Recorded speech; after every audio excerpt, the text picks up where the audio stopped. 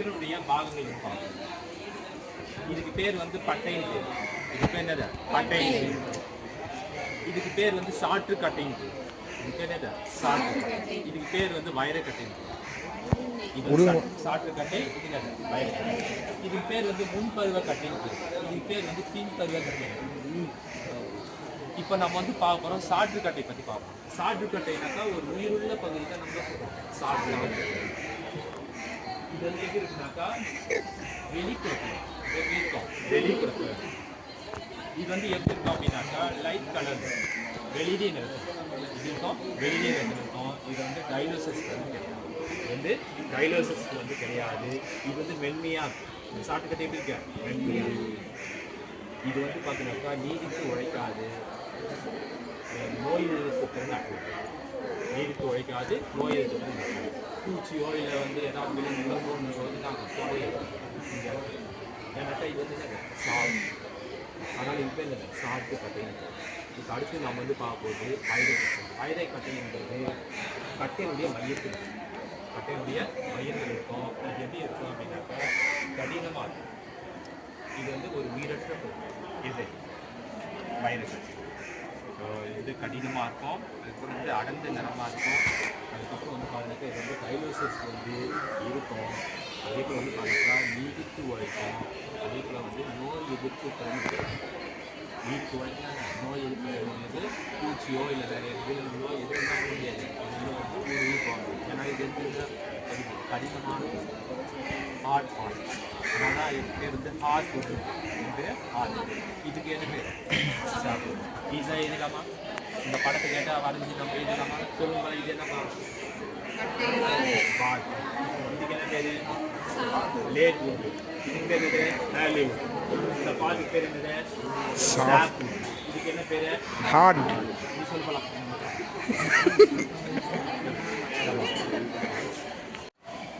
இன்னைக்கு 11ஆம் வகுப்புல உயிரி தாவியல் பாடத்தில் 10வது பாடம் 2ஆம் நிலை வளர்ச்சி பற்றி பார்க்க போகிறோம்.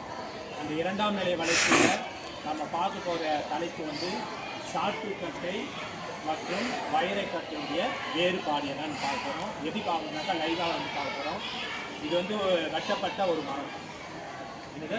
வெட்டப்பட்ட இதில் எது ஃபஸ்ட்டு பாகங்கள் வந்து பார்க்கணும் என்னென்ன இருக்குது அப்படின்னு. இது வந்து மரக்கட்டைன்னு சொல்லுவோம். இதுக்கு பேர் வந்து சாற்றுக்கட்டை. இதுக்கு மையத்தில் இருக்கிறதுனாக்கா வைரக்கட்டைன்னு பேர். இது முன்னாடி இருக்கிறதுனால முன்பருவ கட்டைன்னு பேர். பின்னாடி இருக்கிறதுனால பின்பருவ கட்டைன்னு பேர். இதில் ஒவ்வொரு வளையமாக இருக்கிறது பேர் வந்து ஆண்டு வளையன்னு பேர். ஒவ்வொரு வளையமாக இருக்கிறதா ஆண்டு வளையன்னு பேர். அந்த ஒவ்வொரு வளையம் என்ன குறிக்குதுனாக்கா ஒவ்வொரு ஆண்டுடைய வளர்ச்சியை வந்து குறிக்கும். இப்போ வந்து வேறுபாடு வந்து பார்ப்போம். சாற்றுக்கட்டைன்னு என்ன? சாற்றுக்கட்டைக்கு இன்னொரு பேர் வந்து அல்பனோம் அப்படின்னு பேர். சாற்றுக்கட்டை வந்து எப்பவுமே எப்படின்னாக்கா வெளியிலே நிறத்தில் என்ன இருக்கும்? வெளியே நீங்கள் வந்து பார்க்கலாம். இது வந்து வெளியிலே நிறத்தில் இருக்கு. சாற்றுக்கட்டை எப்பவுமே பார்த்தாக்கா வெளிப்பகுதியில் இருக்கும். இது வந்து வெளியிலே நிறத்தில் இருக்கும். இது ஒரு உயிருள்ள பகுதி. ஒரு உயிருள்ள பகுதி எது? சாற்றுக்கட்டை. சாற்றுக்கட்டையை வந்து பார்க்குறாக்கா மிகவும் மென்மையாக சாற்றுக்கட்டை எப்படி இருக்கும்? மிகவும் மென்மையாக இருக்கும். இதில் வந்து டைலோஸ்கள் வந்து கிடையாது. டைலோஸ்கள் வந்து கிடையாது. இதனுடைய வேலை என்ன அப்படின்னாக்கா நீடித்து உழைக்கும். நோய் எதிர்ப்புத்தல் அற்றது. நோய் எதிர்ப்புத்தல் அற்றது என்ன? பூச்சியில் என்ன பண்ணோம்? அதில் தொலை போட்டு இருக்கோம். மொத்தம் என்ன பார்த்தா பூச்சியில் அடிச்சுருக்கோம். ஏன்னாக்கா நோய் எதிர்ப்பு திறன் அற்றது. ஆனால் என்ன ஆகுனாக்கா பூச்சிகள் வந்து ஆகும் உள்ளே போயிட்டு வெளியே வரும், தொலையிடும். அதனால் அது பேர் என்னடா? சாற்றுக்கட்டை அப்படின்னு பேர். அப்போ சாற்றுக்கட்டையுடைய வேலை வந்து நீடித்து உழைக்கும், நோய் எதிர்ப்பு திறன் அற்றது. இதுதான் வந்து சாற்றுக்கட்டை. என்ன பார்த்தோம்? சாற்றுக்கட்டைனா ஒரு உயிருள்ள பகுதின்னு பார்த்தோம். எப்படி இருக்குனாக்கா வெளிப்பகுதியில் இருக்குன்னு பார்த்தோம். இது வந்து பக்கத்தில் வெளியிலே நிறத்தில் இருக்குன்னு பார்த்தோம். இது வந்து டைலோஸ்கள் அற்றுன்னு பார்த்தோம். மென்மையாக இருக்குன்னு பார்த்தோம். நீடித்து உழைக்கும், நோய் எதிர்ப்பு திறன் அற்றது. அடுத்து நம்ம வந்து வைரக்கட்டை வந்து பார்க்குறோம். வைரக்கட்டை அப்படின்னாக்கா இது ஒரு உயிரற்ற பகுதி. எது பார்த்தாக்கா வைரக்கட்டை எப்படி இருக்கும்னாக்கா மையத்தில் இருக்கும். எங்கே இருக்கும்? மையத்தில் இருக்கும். இது வந்து பார்த்தீங்கன்னாக்கா கடினமாக இருக்கும். மையத்தில் எப்படி இருக்கும்? கடினமாக இருக்கும். இது வந்து டைலோஸ்கள் வந்து உள்ளது. இது வந்து என்ன பண்ணும் அப்படின்னாக்கா நீடித்து உழைக்கும், நோய் எதிர்ப்பு திறன் உடையது. இது நோய் எதிர்ப்பு திறன் உடையது. நீங்க இந்த கட்டையில பார்க்கலாம், வெளிப்பகுதியில் பார்த்தாக்கா இதெல்லாம் வந்து செல் அடிச்சு, ஆனா என்ன மையப்பகுதியில் என்ன ஆகுது, எதுவுமே செல் அடிக்கல. அப்படின்னா அர்த்தம் ரொம்ப வலிமையானதுன்னு அர்த்தம். இது மையப்பகுதி. அப்ப சாட்டுக்கட்டை விட வைர கட்டை என்னது, ரொம்ப உழைக்கக்கூடிய திறனை கொண்டவை. அதனால தான் சாட்டுக்கட்டை வந்து பயன்படுத்துறாங்க. வைரக்கட்டைக்கு வந்து இன்னொரு பேர் வந்து கயிறுன்னு பேர். அப்போ சாட்டுக்கட்டையை விட வைரக்கட்டை தான் என்னது வலிமையானது. ஓகே, புரிஞ்சுதான்? சொல்லுங்க போனா இது என்ன பகுதி? இதுக்கு வேறு பேர் என்ன? வைரக்கட்டை. இது வந்து எப்படி இருக்கும்? கடினமாக இருக்கும். கடினமாக இருக்கும். இது வெளிப்பகுதி என்ன? சாட்டுக்கட்டை. சாட்டுக்கட்டை எந்த நேரத்தில் இருக்கும்? வெளியே. சாட்டுக்கட்டையின் வேலை என்ன? நீடித்து உழைக்கும், நோய் எதிர்ப்பு திறன் அற்றது. வைரக்கட்டை என்ன பண்ணும்? நீடித்து உழைக்கும், நோய் எதிர்ப்பு திறன். ஓகே, புரிஞ்சுதா? எல்லாம் சொல்லுவீங்களா? நீ சொல்லுமா, என்ன நான் பார்த்துருக்கேன்.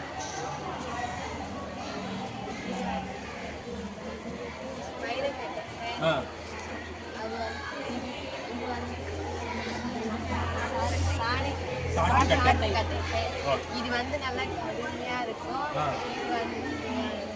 நன்றி. Now we are going to learn about the one of the family. The family name is Fabaceae. The family name is Fabaceae. So tea plant botanic சொல்லுவோம். The plant name is Clitoria tenacia. What name? Clitoria tenacia. It's otherwise called Sanghu Pushpam. Otherwise called Sanghu Pushpam. So now we are going to detailed study about the botanical description of Clitoria tenacia. So first we'll go to learn habit. Habit of the plant. Habit of the plant is pinning climber. This is a pinning climber which will be support to the any of the plants and it will be spread widely. So that is a habit. Next to root. Root is a branched taproot system. Branched taproot system. In the roots having the nodules. That nodules which is present some bacteria, it will be helpful for the nitrogen fixation. So that is a root. Next is stem. Stem is a aerial weak stem. It's a aerial weak stem. It is called stem. The stem is pinning. Next another one is leaf. Leaf is a leaflet, impalpable compound, and also alternate. Leaf is the alternate and stipulate. In the leaf is having a reticulate venation. Reticulate venation. Next is petiolate. Petiolate and stipules are joined. That is called pulvinous. What is called? Pulvinous. So that is a leaf. Next another important here, inflorescence. Inflorescence means it's a solitary or axillary. Solitary or axillary. Next flower. This is a flower. Flower of Sanghu Pushpam. The flower is a bracteate, bracteolar, complete, bisexual, pentamerous, zygomorphic. So that is a flower. Next calyx. Calyx. So this is a calyx pod. Calyx 5 syncephalous. Is showing a valvate estimation. Showing a valvate estimation is a calyx. Calyx always showing a greenish color. Next another important part is corolla. This is a corolla. So corolla petals 5, but calyx petals 5. Calyx 5, sepals 5, syncephalous. But corolla 5, apopetalous. What do you call? Apopetalous is a imbricate estimation. What do you call? Imbricate estimation. Calyx is valvate estimation. So So calyx, there are three types. One is usually one of the large flower, outermost part. That part is called standard petal. What do you call? Standard petal. And under the outermost part, two lateral part is there. Small flower that is called wing petal. What do you call? Wing petal.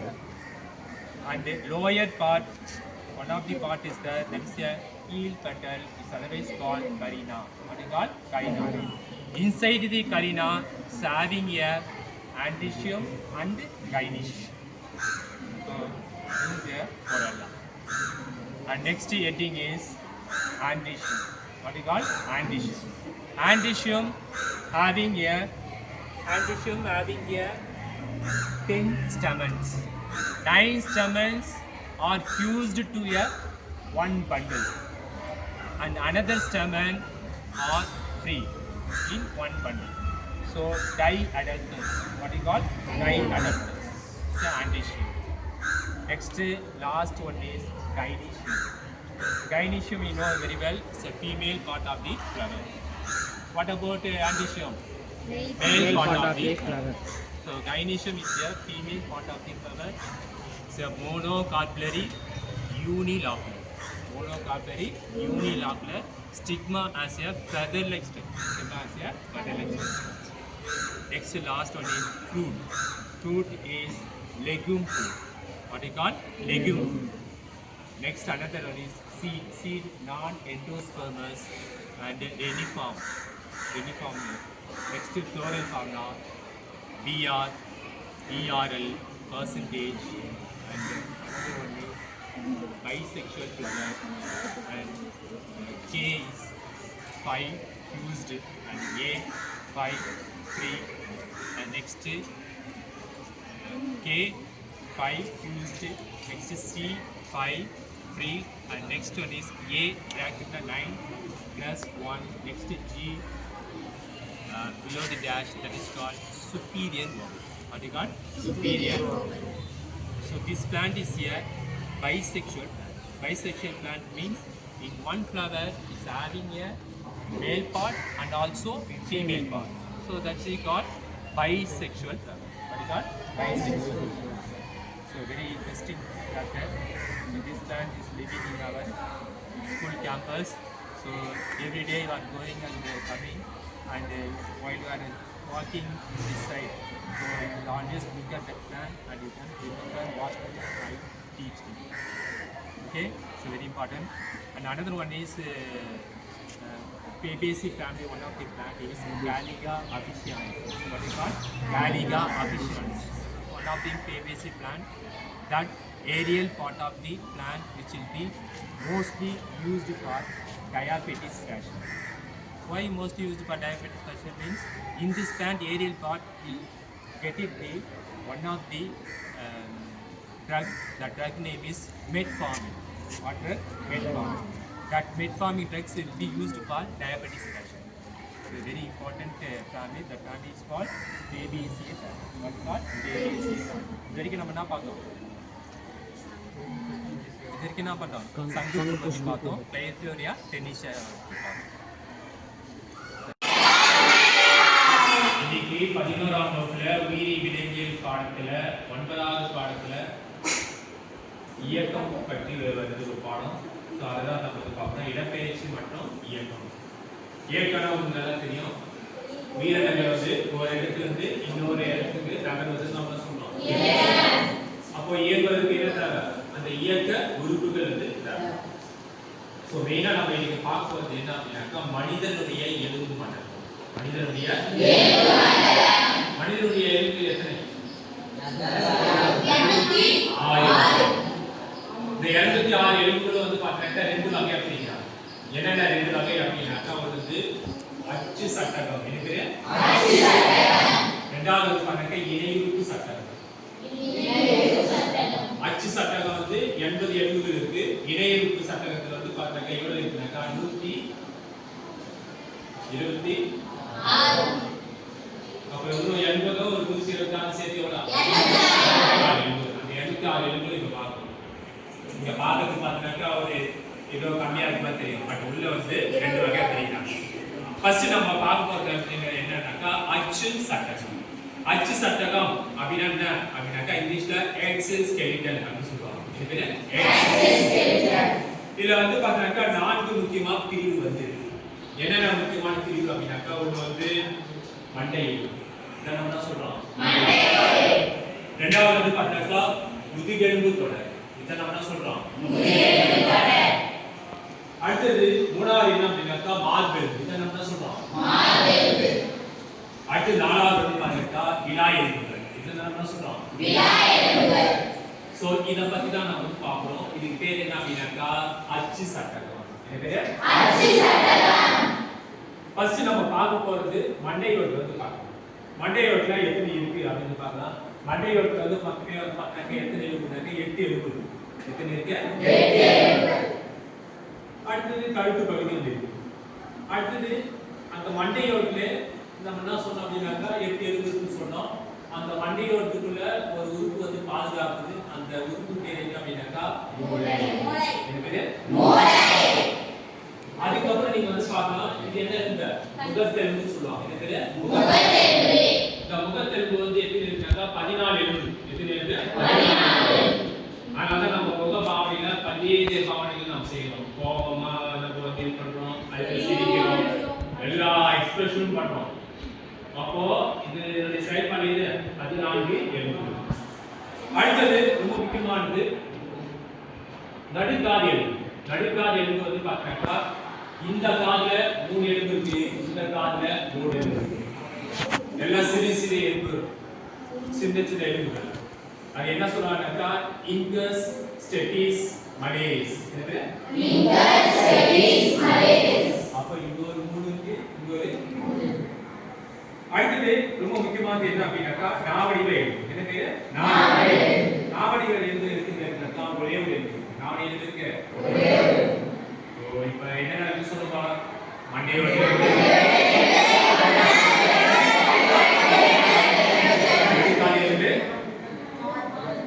நாவடிய இது மொத்தம் சேர்த்துனாக்கா எவ்வளவு வரும்னாக்கா 29 எலும்பு. எத்தனை எலும்பு 29. அடுத்தது அச்சு மண்டையோட்டிலே இரண்டாவது வந்து பார்க்க போறது என்ன அப்படின்னாக்கா முதுகெலும்பு தொடர். என்ன தொடர் முதுகெலும்பு தொடர். இத நம்ம 4 வகையா பிரிச்சுக்கலாம். என்னன்னா அப்படின்னாக்கா ஒரு வந்து கழுத்து பகுதி. முதல்ல கழுத்து பகுதி. கழுத்து பகுதி பொறுத்த வரைக்கும் எத்தனை எலும்பு இருக்குனாக்கா 7 எலும்பு. என்னது 7. அதே வரிசை 1 2 3 4 5 6 7. சோ 7 வரிசை 7 எலும்பு வந்து இருக்கு. சோ இத நம்ம சொல்லலாம் கழுத்து எலும்பு. இந்த அடுத்து இரண்டாவது என்னன்னாக்கா மார்பெலும்பு. என்னது மார்பெலும்பு. சோ மார்பெலும்பு அப்படினு பாக்கும்போது மார்பு பக்கத்துல வந்து எத்தனை இருக்குனாக்கா 12 இருக்கு. மார்புல எத்தனை இருக்கு 12. இந்த மார்புல எத்தனை எலும்பு இருக்குனாக்கா 12 வந்து எலும்பு வந்து இருக்கு. இதுல மெயினா வந்து எப்படி பிரிக்கிறாங்க அப்படினாக்கா விலா எலும்புல என்ன பண்றாங்க பிரிக்கிறாங்க. குறிப்பா வந்து பாத்தீங்கன்னாக்கா 3 வகையான விலா எலும்புகள் இருக்கு. எத்தனை வகையான எலும்பு இருக்கு 3 வகையான எலும்புகள் இருக்கு. விலா எலும்பு என்னது விலா எலும்பு. கிளவர் 1 2 3 4 5 6 7. இந்த 1ல இருந்து 7 வரைக்கும் இருக்கிற எலும்புக்கு என்ன பேர் அப்படினாக்கா மெய் விலா எலும்புகள். என்ன பேர் மெய் விலா எலும்புகள். சரியாக அந்த நடுப்பகுதியில் இருக்க எலும்போடு தான் இணைக்கப்பட்டது. அடுத்தது வந்து பாரு 8 9 10. என்ன பேர் 8 9 10. இது வந்து பொய் விலா எலும்புகள். என்ன பேர் பொய் விலா எலும்புகள். அடுத்தது மீதி 2 இருக்கு. இங்க வந்து பாரு 11 12. அந்த 11 12 வந்து பாருங்க நேரடியாக மார்பெலும்போடு இணைக்கப்பட்டிருக்காது. அது வந்து எப்படி இருக்கு மிதந்தது. அதனால அது பேர் என்ன மிதக்கும் விலா எலும்புகள். என்ன பேர் மிதக்கும் விலா எலும்புகள். விலா எலும்புக்கு நீங்க சொல்லலாம் என்ன மெய் விலா எலும்புகள், பொய் விலா எலும்புகள். மெய் விலா எலும்புகள் எப்படி காண்பிக்கும்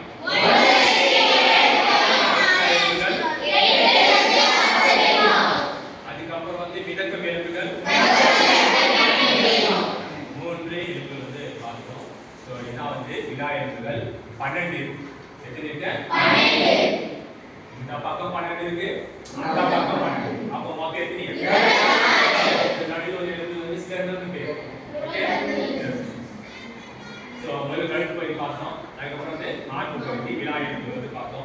அடுத்து நம்ம வந்து பார்க்க போறதுக்கு மிக முக்கியமானது என்ன அப்படின்னு பார்க்கலாம். இடுப்பு பகுதி. ஸோ இடுப்பு பகுதி வந்து மெயினா வந்து பார்க்கணும். இதுதான் வந்து இடுப்பு பகுதி வந்து இதெல்லாம் தான் இடுப்பு பகுதி. நெக்ஸ்ட் திருவெலும்பு. திருவெலும்பு வந்து பாத்தீங்கன்னா லாஸ்டா இருக்கும். இத நம்ம சொல்றோம் திருவெலும்பு. அடுத்து வந்து பாத்தீங்கன்னா வாலெலும்பு. வாலெலும்பு வந்து எப்பவுமே வந்து பின்னாடி முடியறது நம்ம சொல்றோம் வாலெலும்பு. காடா ஈக்குனா அப்படின்னு சொல்றோம். சோ இதெல்லாம் சேர்த்தீங்கன்னாக்கா மொத்தம் இதுல எத்தனை எழுத்து வரும் அப்படின்னாக்கா 26 எழுத்துக்கள். எத்தனை எழுத்து வரும்? 26. அடுத்தது மார்பல் பேர்ல சொல்றேன். மார்பல்ல ஒரே ஒரு தான். ஓகே அதுக்கு சிலெக்ஷன் பேரு ஒரு எழுத்து. அடுத்தது லாஸ்ட் எழுத்து பார்த்தீங்கன்னாக்கா விலா எழுத்து பத்தி நம்ம ஏற்கனவே சொல்றோம். எத்தனை எழுத்துங்க? 24. சோ மார்பல் பகுதியில இருந்து 12 விலா எழுத்துக்கள் வந்து 24. சோ மொத்தம் சேர்த்து எவ்வளவு எழுத்துக்கள் அப்படின்னாக்கா எவ்வளவு எழுத்துக்கள்? 80. அச்சு சட்டம். அடுத்து நம்ம வந்து பார்ப்போம் என்ன சட்டம் அப்படின்னாக்கா இணை உறுப்பு சட்டம். என்ன பேரு? இணை உறுப்பு சட்டம். எத்தனை இருக்கு அப்படின்னாக்கா 126 இருக்கு. 126. பேரு வந்து கை, இன்னொரு கை கால். சோ கையில என்னென்ன எழுத்து இருக்கு அப்படின்னு பார்க்கலாம். இது வந்து மேற்கை எழுத்து. இது பேரு மேற்கை எழுத்து. இது வந்து பாரு இது வந்து என்ன சொல்றோம் அப்படின்னாக்கா இது வந்து ஆறு எழுத்து. இருக்குது ஆறு எழுத்து. இந்த கட்டளைகளோட வரும். இத நம்ம சொல்றோம் ஆறு எழுத்து. இது வந்து பாத்தீங்கன்னாக்கா உள்நாய் எழுத்து. இருக்குது உள்நாய் எழுத்து. மேற்கை எழுத்து பார்த்தோம். ஆறு எழுத்து பார்த்தோம். இது என்னது? சோ இப்படி வந்து இருக்கு. இன்னொரு முக்கியமான எழுத்து வந்து பார்க்கணும். என்னன்னாக்கா மணிக்கட்டு எழுத்து. ஓகே மணிக்கட்டுல வந்து எப்படி இருக்கு அப்படின்னு பார்க்கலாம். இதான் வந்து மணிக்கட்டு. இந்த மணிக்கட்டு எழுத்துக்கிட்டாக்கா 8 எழுத்து. எத்தனை இருக்கும்? 8 எழுத்து. அதுக்கப்புறம் பாருங்க உள்ளங்கையில. உள்ளங்கையில எத்தனை இருக்குனாக்கா 5 இருக்கும். உள்ளங்கையில எத்தனை இருக்கும்? 5. அடுத்து வந்து பாருங்க விரல் எழுத்து. இதான் வந்து விரல் எழுத்துன்னு சொல்றோம். இந்த விரல் எழுத்துக்கள் எத்தனை இருக்குனாக்கா 14 இருக்கு. விரல் எழுத்து எத்தனை இருக்கும்? 14. ஓகே அப்பனா ஒரு கையில எத்தனை இருக்கும்? 30 எழுத்து.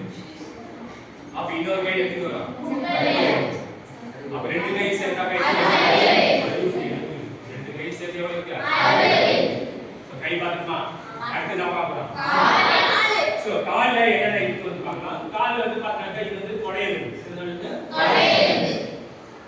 அதுக்கப்புறம் பாத்தீங்கன்னா டிபியா ஃபிபுலா. என்ன பேரு? டிபியா ஃபிபுலா. சரியா? மெல்லியதா இருக்கிறது வந்து ஃபிபுலா.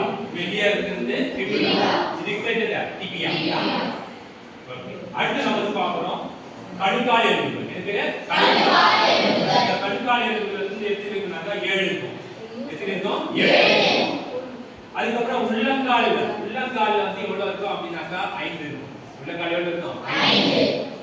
இது மொத்தம் சேர்த்துனாக்கா விரல் அதாவது கால் விரல்களுடைய எலும்புகள் மொத்தம் சேர்த்துனாக்கா 14 எலும்பு இருக்கும். எத்தனை எலும்புகள்? 14. இன்னொரு எலும்பு இருக்கு. என்ன எலும்புனா இந்த தொடை எலும்பையும் அதே போல பாருங்க கீழ் இருக்கிற அந்த கால் எலும்பு எழுப்பிக்கூடியது பாருங்க சில்லு. என்ன பேரு? சில்லு. சில்லு நீங்க அசைக்கலாம். கட்டாக நீங்க அசைக்கலாம். ஓகே ஆனா நீங்க போது நீங்க அசைக்கலாம். ஓகே அப்போ ஒரு கால்ல எத்தனை எலும்பு இருக்கு? 30 எலும்பு. இன்னொரு கால் எத்தனை இருக்கு? 30. அப்ப ரெண்டு கால் மொத்தம் சொல்லுங்க ரெண்டு கையில எத்தனை இருக்கு? 60. ரெண்டு கால்ல 60. 60 எவ்வளவு? 120. நீ எவ்வளவு எழுதுங்க? 6 எழுதுக்கு. அது என்ன நான் வந்து பார்க்கலாம். ஒண்ணு வந்து தோள்பட்டை. தோள்பட்டை எலும்பு சொல்றோம். இரண்டாவது வந்து பாருங்க கால் எலும்பு. தோள்பட்டை எலும்புனா இதுதான். இத நம்ம சொல்றோம் தோள்பட்டை. இதுக்கு சரி தோள்பட்டை எலும்பு. சோ இதெல்லாம் நம்ம சொல்றோம் தோள்பட்டை எலும்பு. இதெல்லாம் தோள்பட்டை எலும்பு. இன்னொரு வந்து பாருங்க கால் எலும்பு. கால் எலும்புனா இதுதான். ஓகே தோள்பட்டை எலும்பு இன்னொன்னு கால் எலும்பு. இந்த தோள்பட்டை எலும்புல இருக்குனாக்கா ஒன்று இருக்கு. அதுல என்ன கால் எலும்பு வந்து ஒன்று இருக்கு. இங்க ஒன்று இருக்கு, இங்க ஒன்று இருக்கு, இங்க ஒன்று இருக்கு, இங்க ஒன்று. ஓகே 4. ஏற்கனவே பார்த்தோம். 120 + 4 எவ்வளவு? 124. கடைசி என்ன இருக்கு? 2. என்னென்ன இருக்குன்னு பார்க்கலாம். இடுப்பு வரைகள். ஓகே இந்த எந்த நம்ம சொல்றோம் இடுப்பு வரைகள். இந்த பக்கம் வந்து இந்த பக்கம். சோ 2 இருக்கு. இந்த இடுப்புல என்னென்ன சொல்றீங்கக்கா? இலியம், இச்சியம், டியூபியம் இப்படி தான் வரும். என்னது இடியம் ஒன்றாக இணைந்திருக்கும். இந்த இடத்துல தான் இருக்கு இனப்பெருக்க உறுப்புகள் வந்து இனப்பெருக்க உறுப்புகள் வந்து ஆடாக இருக்கும் பெண்ணாக. ஸோ இதுதான் பார்த்தோம் மனித எலும்பு மண்டலம். எனக்கு யார் எலும்புகள் பார்த்துமா எப்படி பிரிக்கிறாங்க? அச்சு மண்டலம் சட்டகம் இணை சட்டகம் மொத்தம் எத்தனை எலும்புகள்? இணை சட்டகத்துல விரா எலும்புகள் மொத்தம் எத்தனை இருக்கு? 12. சரி, இதுதான் ரொம்ப முக்கியமான என்ன பார்ப்போம்னாக்கா எலும்பு மண்டலத்திலேயே பணிகள். எலும்பு மண்டலத்திலேயே எதுக்கு வந்து ஒரு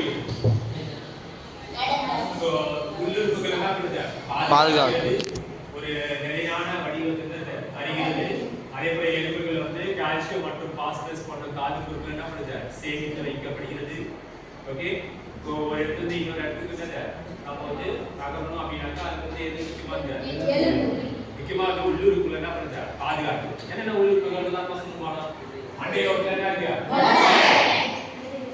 மார்பெல்ல நுரையீரல்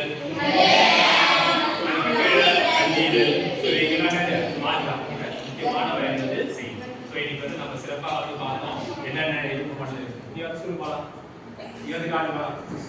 நான் சொன்னேன் இப்போ மாற்றி விநாயகர்கள் விதக்கும் விநாயகர்கள் எத்தனாவது? 11. Okay, very good. கொடையெலும்பு சில்லியன் மேலே இருக்கிற டேய் கடிகால் எலும்புகள் ஸ்டெர்னம் மார்பெல் ஸ்டெர்னம் அதோட பணி என்ன? விநாயகர் எலும்பு வந்து கழுத்து எலும்பு எத்தனை இருக்கு? 7. முகத்தெலும்பு எத்தனை இருக்கு? அது வேலை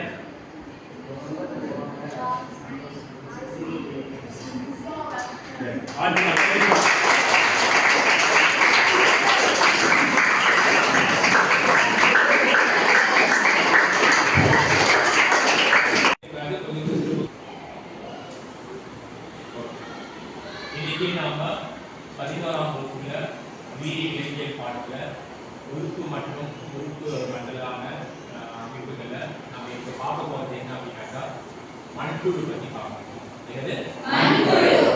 இதை பார்க்கறதுக்கு முன்னாடி இதனுடைய வகைப்பாட்டு நிலை வந்து பார்க்கணும்.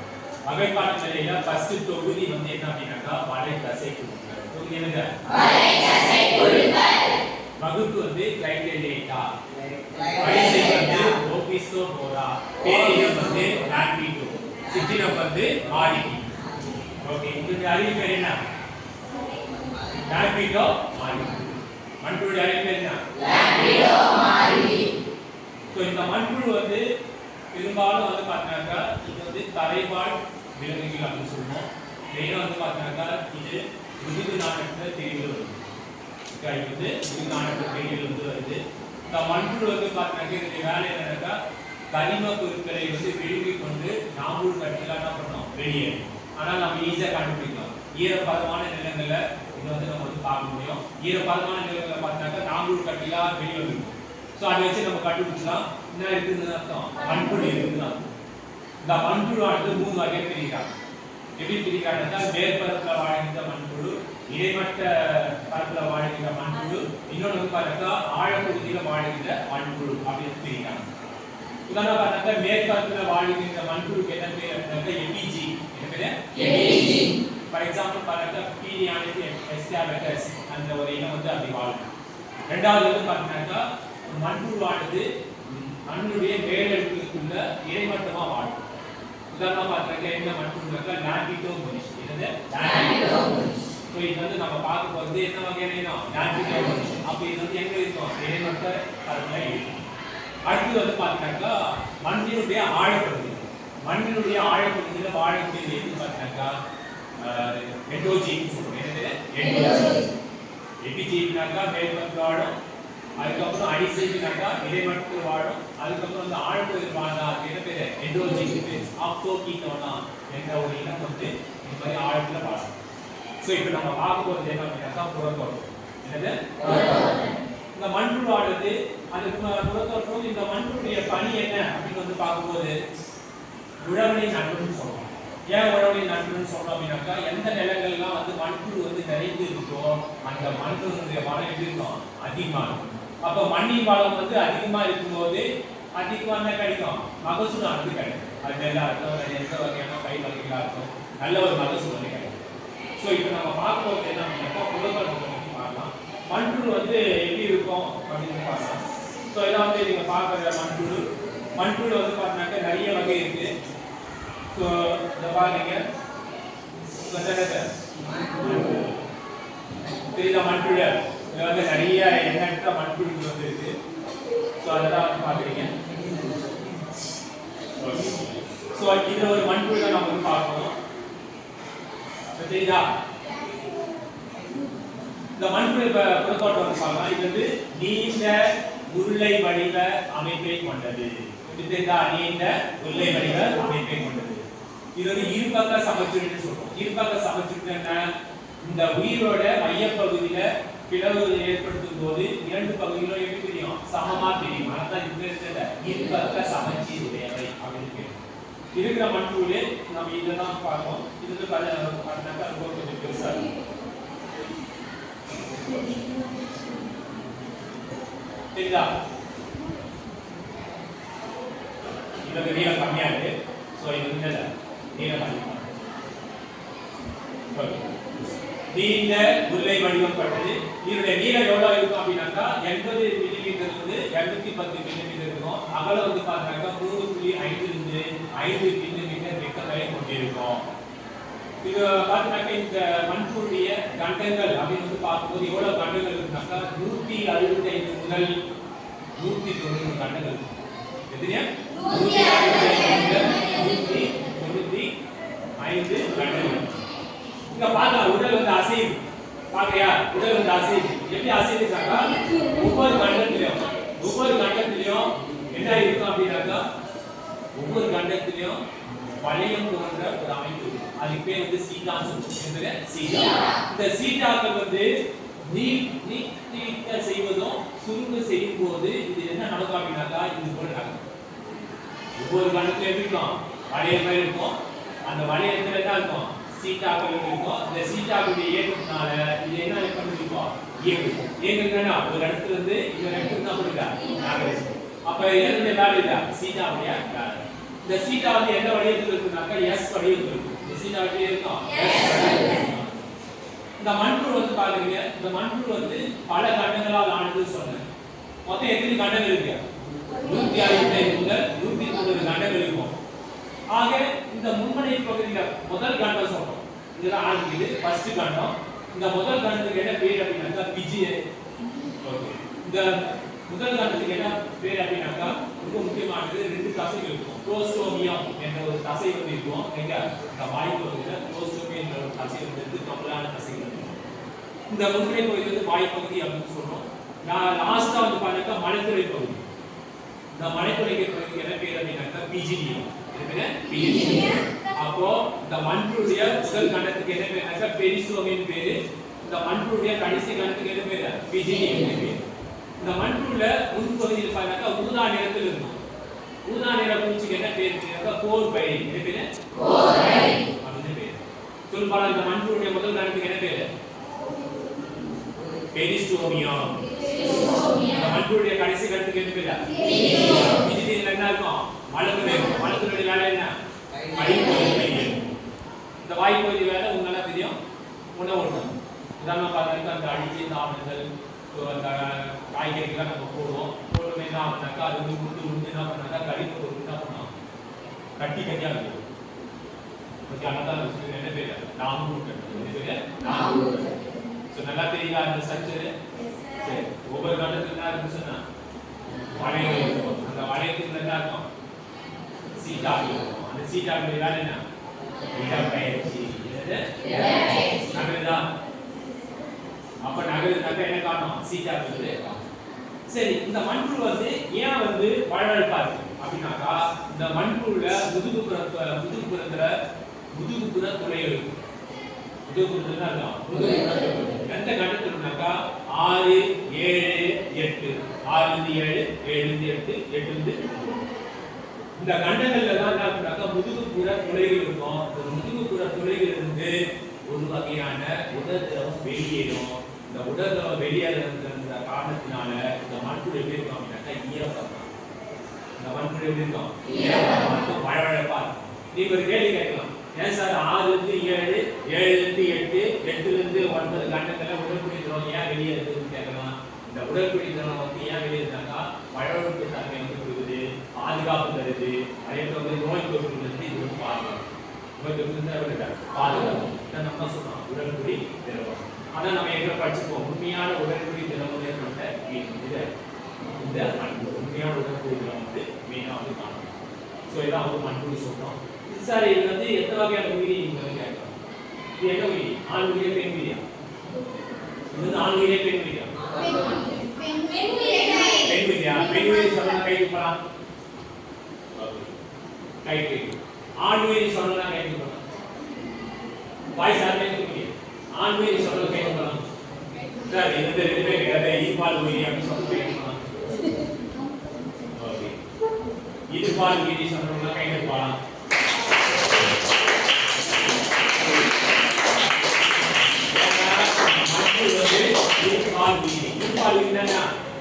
ஆண் உயிரி இருக்கும், பெண் உயிரி இருக்கும். அப்ப ஆண் இனச்சலன்னா விந்து இருக்கும், பெண் இனச்சலன்னா அண்டமும் இருக்கும். அதனாலதான் வந்து பாத்தீங்கன்னா இது வந்து ஈர்ப்பால் உயிரி. என்ன உயிரி? ஈர்ப்பால் உயிரி. நீங்க கேள்வி கேட்கலாம், சார் எந்த இடத்துல பெண் இனப்பெருக்க துளைகள் இருக்கும், எந்த இடத்துல வந்து ஆண் இனப்பெருக்க துளைகள் இருக்கும் அப்படின்னாக்கா, பெண் இனப்பெருக்க துளைகள், பெண் இனப்பெருக்க துளைகள் வந்து 14வது கணக்கில் இருக்கும். எந்த கணக்குல? ஆண் இனப்பெருக்க துளைகள். அப்படியே நீங்க வந்து ஆண் இனப்பெருக்க துளைகள் எடுத்துக்கிட்டா 18வது கணக்கு. எங்க? சொல்லுங்க, ஆண் இனப்பெருக்க துளை இருக்கும் 18வது. பெண் இனப்பெருக்க வந்து 14வது இடத்துல.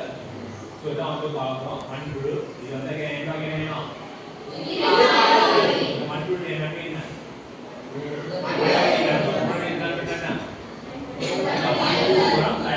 மண்புழு தயாரிச்சு நிலத்துக்கு போடும்போது மண் வளத்தை வந்து மேம்படுத்தும், அதிக மகசூல் வந்து பெறலாம்.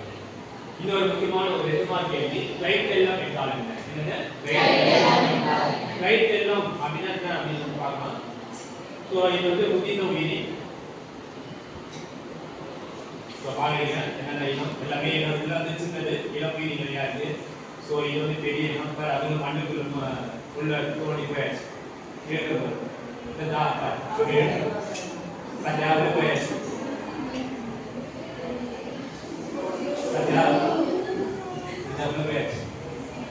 சரி, இதுல இந்த மண்புழுல அப்படியே வரும்போது 14வது கண்டத்திலிருந்து 17வது கண்டம் என்ன கண்டம்? அங்க எப்படி இருக்கும் அப்படின்னாக்கா கருமையா கழுத்த நிறமா இருக்கும். கழுத்த நிறமாக்கா கருமையா இருக்கும். ஏன் அப்படின்னாக்கா அதுக்கு என்ன பேர் அப்படின்னாக்கா கிளைட்டெல்லம். என்ன பேரு? அந்த கண்டத்துல எந்த கண்டம் இருக்கும்? அதுக்கு பேருக்கு கிளைட்டெல்லம் பேரு. நீங்க கேட்ட இந்த பணி என்ன சார் அப்படின்னாக்கா கருமுட்டையை உருவாக்கும். 14வது 17வது கண்டம் என்ன உருவாக்குதான்? நான் என்ன சொன்னேன், இந்த மண்புழு வந்து ஈர்ப்பால் உயிரி, ஆண் உயிரி இருக்கும், பெண் உயிரி இருக்கும். அப்ப எப்படி சார் இனப்பெருக்கம் பண்ணணும் அப்படின்னு நீங்க கேட்கலாம். எப்படி இனப்பெருக்கம் பண்ணணும் அப்படின்னாக்கா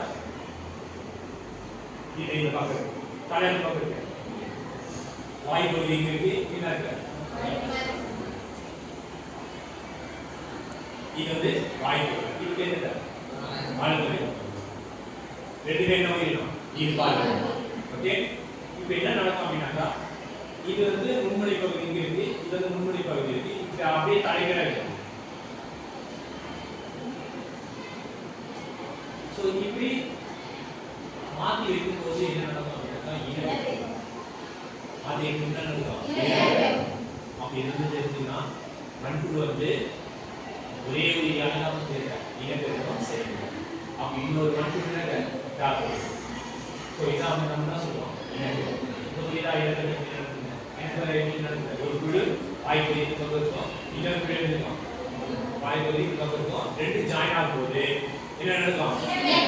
விந்து அண்டத்துல அண்டத்தொழில போயிட்டு என்ன பண்ணும்? இனப்பெருக்கம் செய்துதான் கருமுட்டை என்ன ஆகும்? முட்டையெல்லாம் உருவாக்கி அடுத்த நிலமுடியா உருவாக்கும். மண்ணில் தான் புரிஞ்சுதா அந்த பாடம்?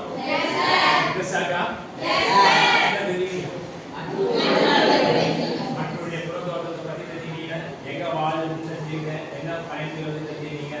இது வந்து பல கண்டுகளால் ஆண்டு பத்தி தெரிஞ்சுக்கீங்க. ஒவ்வொரு கண்டுகளும் சீட்டாவில் இருக்கு. இதுக்கு வேற வந்து இடப்பயிற்சி தெரிஞ்சுக்கீங்க. முதுகுப்புற துறை வந்து உடற்குடி திரவம் இருக்குன்னு தெரிஞ்சுக்கீங்க.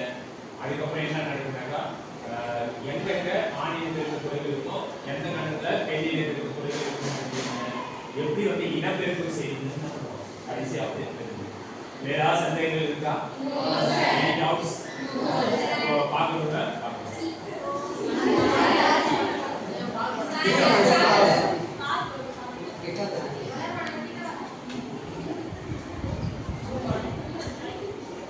ஸோ இதில் பாருங்க, வீடியோ பாருங்க, சரிதா?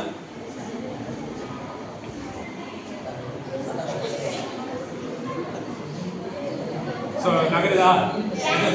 நகருது சீட்டாக. என்னது? அது மட்டும் கிடையாது, ரெண்டு தசைகள் இருக்கு இந்த சீட்டாக. என்னென்ன தசைகள்? நீள்வட்ட தசைகள், வட்ட தசைகள். நீள்வட்ட தசைகள், நீங்க மழை பெய்யும் போது வந்து பார்க்கலாம். மழை பெய்யும் போது என்ன நடக்குதுனாக்கா மண்ணுல இருந்து தண்ணி உள்ள போயிடும். அப்புறம் என்ன நடக்கும்? மண்புழு வெளியே வரும். வெளியே வந்துட்டு ரோட்டு என்ன போகும்? இது மாதிரி தாக்கும். உடம்பானது சுருங்கி விரியும் போது என்ன நடக்கும்? இடப்பெயர்ச்சி ஆகுது. Okay, thank you.